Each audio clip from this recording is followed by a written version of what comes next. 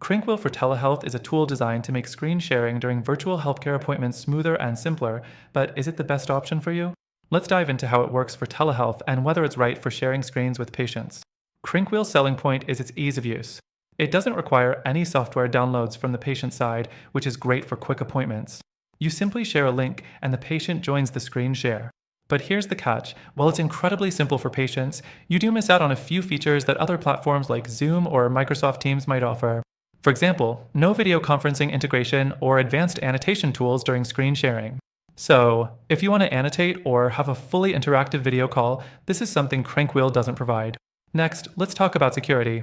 CrankWheel provides end-to-end encryption, which is a must when dealing with sensitive health data. That's definitely a plus when considering telehealth platforms.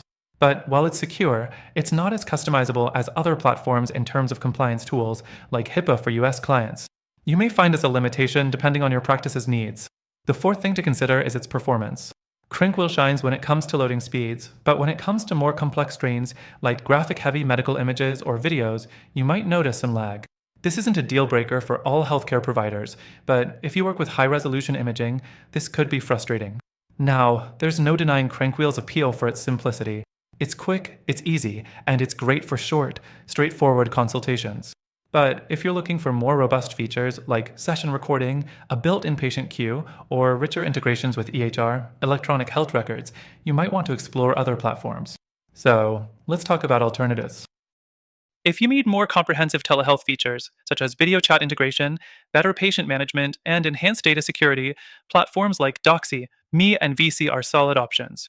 Doxy, Me offers HIPAA-compliant video calls, screen sharing, and a free tier that includes many of the essential features.